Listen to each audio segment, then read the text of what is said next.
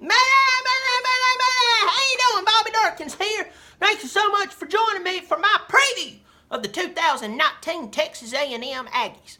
If you don't know me, you do now. Hit the subscribe button, turn on notifications. You'll get a notification of when this good stuff is coming up. You can also find me on Twitter at B Dirkens and also on the Instagram at the Bobby Dirkens. If you watch me all the time, like you should, you'll know that I'm normally in my man cave. That's where I talk football, play the guitar, and fart as much as I want to without reprimand from my wife. It's time for me to do this video. Went up there, the wife and the kids was in there playing. I went, it's time for Daddy to entertain the masses. But they were having a good time, and my wife, who was a Sunday school teacher, reminded me of this word from the Lord. When he said on the Sermon in the Mount, if thy wife beest miserableth, thou too shalt be miserableth. I like to apply scripture to my life. So I come downstairs, and I know this got requisited. First of all, do you think I iron anything? How little do you know? And then next, this right here is family heirloom. This is passed down to me from my grandparents. This is the sheet from their honeymoon. Sentimental time. On to Texas A&M. Last year, first year head coach, Jimbo Fisher led you boys to a 9-4 record. You had us on the ropes. I mean, y'all look good. You did have a couple of shaky games. You had some losses. I still don't know how you got to a point. But y'all look good. Don't worry, somebody just died up there. But the point is, if you're paying attention, y'all are on the upswing. A lot of that has to do with Kellen Mond. Kellen Mond is one of those quarterbacks who can change everything. He can run. He can throw. He's out of IMG. Originally played at Ronald Reagan. Then he found out Ronald has been dead for quite a while. He found that freaky and went to IMG. He got picked up. Well, he's doing amazing things there, Texas A&M. Also, you got that 12th man. I don't know what y'all smoking down there, but you got the 12th man that's been working for you. Let's talk about what you lost. You do have 7 returning starters on offense. Who you lost is kind of sort of important. You lose 3 offensive linemen. I know you probably recruited so well you'll never ever miss them. That's what every team says.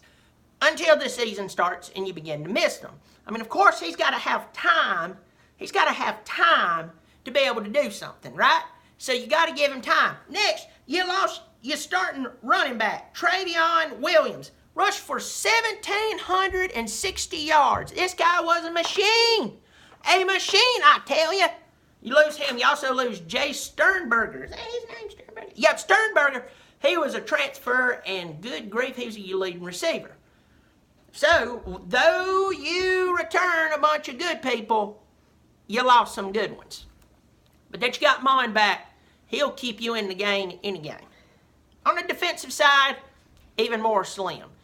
You return 3 out of your 4, and with your cornerbacks and your secondary, but at linebacker and defensive line, not looking good. You lose a bunch of people I can't even pronounce their name. What is that? Alaska. Dodson, Wilson, Mack, they gone.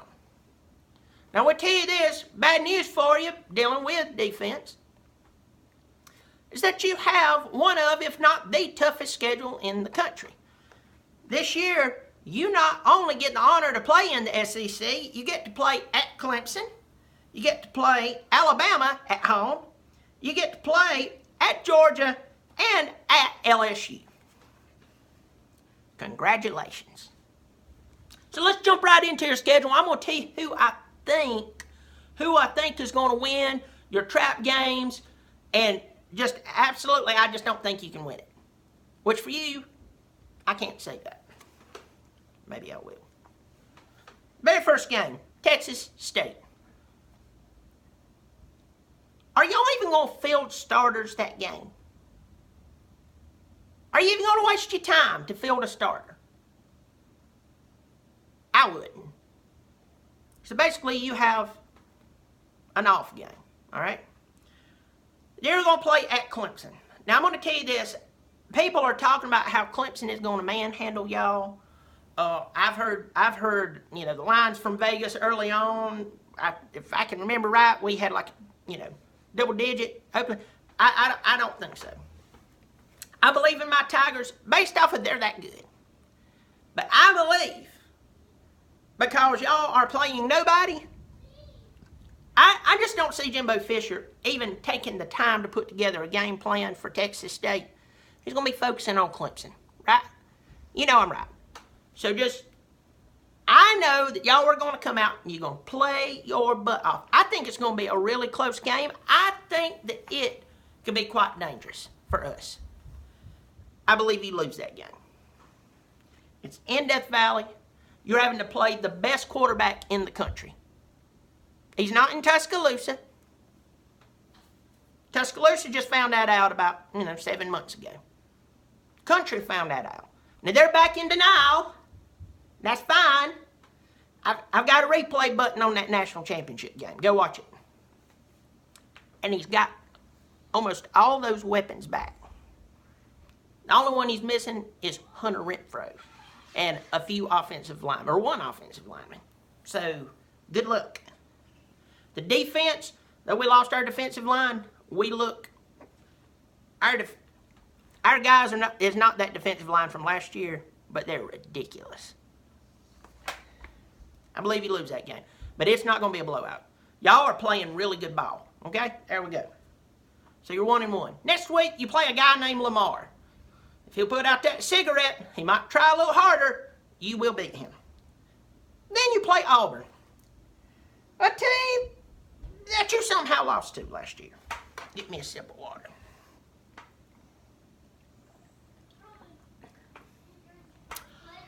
Auburn is one of the most schizophrenic teams in the world. 1 week they look good. The next week they look like a bucket of barf. Oh, they come in, they're jumping around, they got trick plays, and then they blew it. I believe you win it this year. I believe you win it this year because it's your place. You'll want to redeem yourself from the loss with Clemson. You're going to be fired up, and you win that game. Then you play Arkansas in Arlington. I believe Arkansas will be a little improved, but you're going to beat them. Just is what it is. You're going to beat them. You take a week off. You get to play Alabama at home. Last year, Alabama beat you 45-23. I mean, if we just looked at that game and we looked at the Clemson game and then we said, who's going in between Alabama and Clemson, we'd have basically said, oh, definitely Alabama. But different games, different teams, different intensities. I believe you guys, I've been around some Yankees, that's why I said that. I believe y'all are going to fight harder. It's going to be at home. People are going to be cheering for you harder than ever. You might strain so hard you pop a ball and a hemorrhoid at the same time. You're going to lose that game. I'd like for you to win it between you and me. You're going to lose that game, and it ain't going to be a blowout. I believe they're going to come out beat up out of that ball game. Then you're at Mississippi. I have absolutely no respect for Mississippi. There's no reason to have respect for Mississippi. You're going to beat them. Mississippi State. Oh, if we were talking about the team from last year, I'd say you have your hands full. You got hammered by them last year. Not the same team. You're going to beat them. UTSA. When people begin to live life with their pants around their legs in a promiscuous way, they contract UTSA. In this case, you got your penicillin shot and you ain't promiscuous. You're beating UTSA. You're off. Next week, there will be no bigger Texas A&M Aggie fan in the world than me. The very next week, when you play the Dookie Peckers from South Carolina. Oh, they're picking that Dookie. By the way, you can go on iTunes and find my song, Peck Your Dookie Chicken. That's actually real. Under Bobby Dirkens. You stream it, laugh your brains out. It's also on Amazon and Spotify. You're going to beat South Carolina. You're going to beat them like a drum. You know why? Because they're not good. At Georgia. Going to play Georgia. Georgia, since the season has ended, has had problem after problem after problem.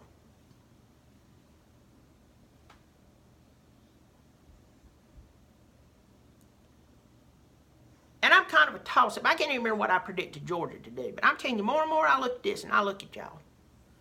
I think you go to Athens. And I think you beat Georgia. It's truly a toss-up. But I'm actually going to give this one to you. I believe you beat Georgia.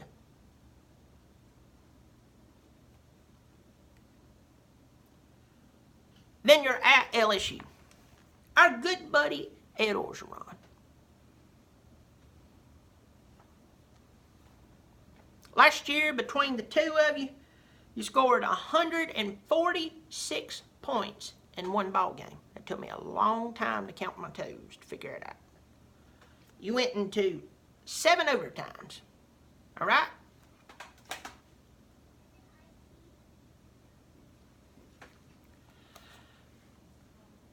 I believe this is the biggest toss-up, one of the biggest toss-ups I've had to call. But I believe you lose this ball game. I believe you do.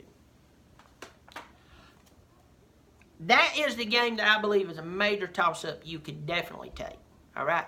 I believe you're going to lose to Clemson. I believe you're going to lose to Alabama. To me, those are close, but I feel like pretty solid. You're going to lose them. At Georgia, I believe you're going to have something to prove. LSU, literally, it could go either way. But I'm going to call you to lose that game because I think the intensity of coming off of beating Georgia, you are going to be so tanked that you're going to lose. If you keep your offense going, that's one thing they really don't have. They don't like to hear me say that. They got a lot to prove this year. You're basing this off of other years. I'm sorry. I'm sorry. It is what it is. 2 teams in this country who's pissed away tons of talent. Georgia, LSU. Tons of talent. Nothing to show for it. But I still believe you'd lose that game. All right. Well, thanks so much for joining me. I hope you appreciate it. Once again, hit that hit that subscribe button. Follow me on Twitter at B Dirkens. Follow me on Instagram at the Bobby Dirkens. Remember, I'm Bobby Dirkens. You keep showing up. Lord knows, I'll keep showing out. Bobby Dirkens.